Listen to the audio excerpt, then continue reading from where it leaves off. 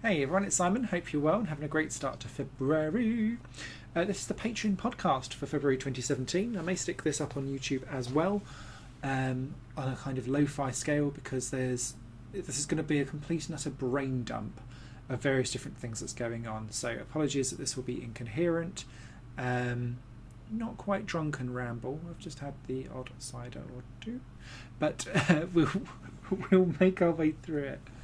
The big thing for January was the launch of highplanegames.com. Whoop whoop. So actual written articles about gaming. Fabulous. It's been sat there for a year with a URL that I bought up, waiting for me to get the time and to be organised enough to add another project to my list. Delighted to be able to do it. 3 reviews now coming out weekly. Initially, some of that stuff is going to be crossbred or cross-platformed, I guess, with the stuff from the YouTube channel. So some games that I've done quick look fors or reviews on YouTube will then get a written review on the site and vice versa. Just whilst I try and work out how I want to structure an article. I always think that when you start like a new creative project, especially when you're doing anything, you always have that like little period at the beginning where you're finding your voice and finding your way. And although I'm really pleased with how I'm writing stuff at the moment and it feels quite natural, it's about understanding what I want to bring to a review, I think, to make Higher Plane Games slightly different, slightly unique, and relevant. I think in a day and age where everyone's screaming emojis, neon colours, and like horrific GIFs everywhere, not GIFs, thumbnails, screaming for attention, I'd like to think there's still a place in the games industry specifically for this, where an actually properly informed article that's written, that's not like 20 words long, is still relevant, and there's still a place for it in games journalism, I hope. I think one of the big things with it is, for me personally, is to make sure that I think as gaming is a form of art, as is music, film, so on and so forth, all art is subjective.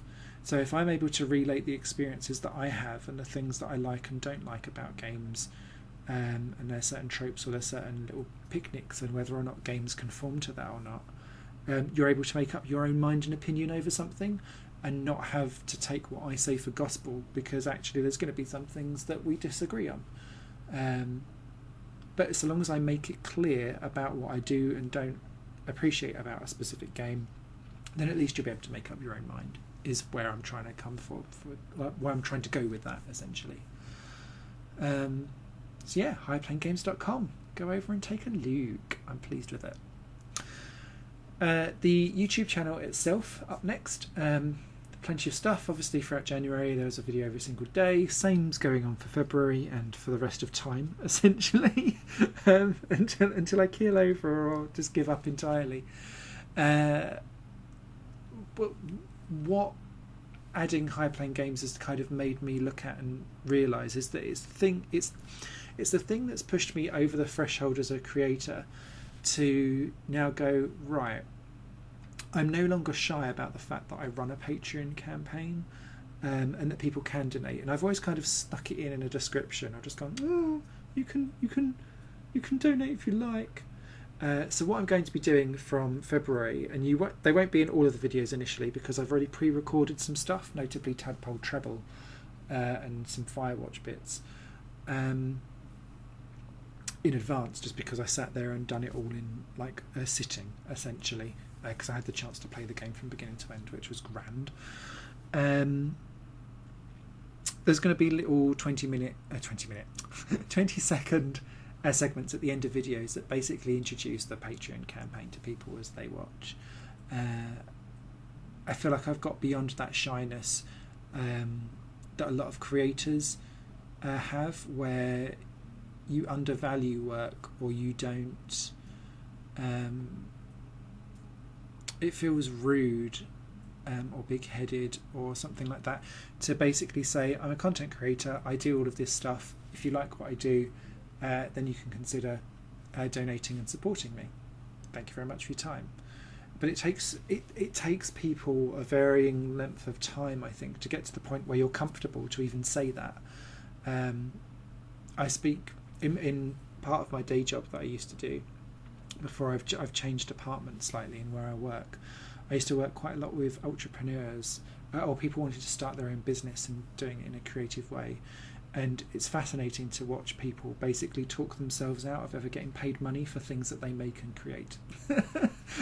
And I'd be sitting there going, yeah, but you need to do this. And then I wasn't actually taking my own advice. So from February, I've not created this little end segment yet. I'm going to be doing it over the next day or two. So don't be surprised when you see that. It doesn't mean that any of the content is not going to be free. Everything will still be free, but I'm going to be much more... it's going to be part of the flow of a video, essentially, at the end, where I mention about subscribing, the various other projects that I do, and that you can consider donating. It does also mean that with Patreon, I'm going to be revising some of the tier of rewards and supports. I think one of the issues that I had hand in hand was I was researching Patreon, and I was like, yeah, you do really well if you've got 6 tiers. And I was like, well, what can I do for 6 tiers? I think I over-egged the pudding and got myself a little bit embarrassed. I was like, yeah, you can pay me $50 a month if you like, and we'll have a Skype call or something like that. And it just felt so awkward. And I didn't feel comfortable with that as well. So I'm redesigning the tiers so that you just have very, very cheap ones, because in my own personal world, I kind of know how much I would ever be prepared to give someone that does what I do. Yes, people might want to give more, and you will be able to if you wanted to, but I'd be shocked if anyone would ever want to give more than $10 a month. And I think that's more than enough, way more than enough. So I'm narrowing it down to 3 tiers essentially. So you've got a 1, a 5 and a 10. That may become a 1, 3 and 5. It depends on how I look at passing out the reward tiers and what I can realistically do on top of all of the projects that I give that I already do. So watch the space for that. Elsewhere, what else we got goings ons? Oh, that reminds me, before I move on. So Patreon, you don't actually have to donate in order to get access to some of the stuff that goes on in there. So if you want to help suggest videos or games or music or disaster movie reviews, things like that, you can still sign up over there. You don't have to donate anything, but it means that you get involved in the conversations about what we're all up to. So yeah, thumbs up for that. What's next? I love disaster movies. I'm just finishing off going back through really old reviews, bringing them all up to the same format essentially. There's at least one disaster movie that I'll be reviewing in February, which will be Deepwater Horizon. I think it came out this week in the UK on DVD, and I've ordered it.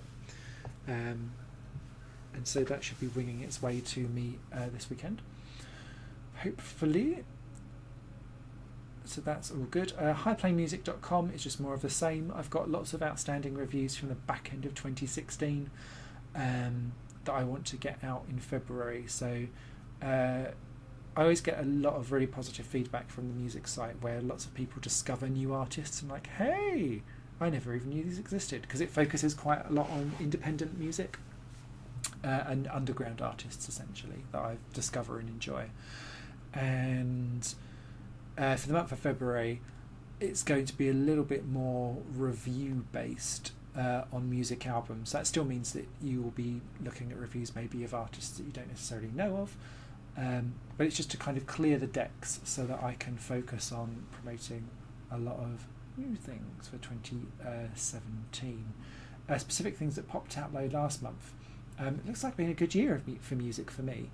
I don't know if any people particularly know this. Son, S-O-H-N, I'm never quite sure how you pronounce that. His new album came out at the end of last month, which I'm still warming to. I don't think it's quite minimalistic, so I've not enjoyed it as much as the previous one yet. Lovely lady called Lauren Hoffman, who does rock music. Interviewed her a few years back, can't wait to go for that again. Rebecca Carajord is a fabulous Nordic singer. And if anyone likes computer game music, because I cover quite a lot of that as well, there's this band that's just appeared out of nowhere called the Travellers VGM, and what they've done is they've rearranged loads and loads of town tracks from various RPG games, but they've done it with really ancient instruments. So if anyone's ever remembered the Final Fantasy Crystal Chronicles soundtrack by Kumi Tanioka, it's in a very similar style to that, and I love that soundtrack so much. It's one of my favourites of all time. So yeah, getting out like little flutes and tin whistles and slapping thighs and stuff like that. Great stuff. Love it. So check that out. It's over on Bandcamp. And the kind of segue for Bandcamp, I have a Bandcamp profile and I've got a wish list and like a collection that's on there. As part of my update for High Playing Music, I'm going to be going through my Bandcamp collection and doing like 1-sentence reviews and a recommended track for each of those, because I think Bandcamp's just a mine camp. Bandcamp is a mine of great music. Couldn't get that out. My God. Saturomon.com, my own music. New theme and redesign of that website comes this month in anticipation for basically sharing a lot of my musical creative process. I don't imagine lots of people will be massively interested in this because my music is quite niche, and alternative, like Baroque synth pop. It's probably the best way to describe it. But yeah, it's there if people want to play along. And I'll be asking... There's big themes involved in my new album that I'm working on. And I want to try and do some collective thoughts from people so that I can like taste the waters of the world, and what people are thinking and feeling, especially in a time where the world feels more uncertain than usual.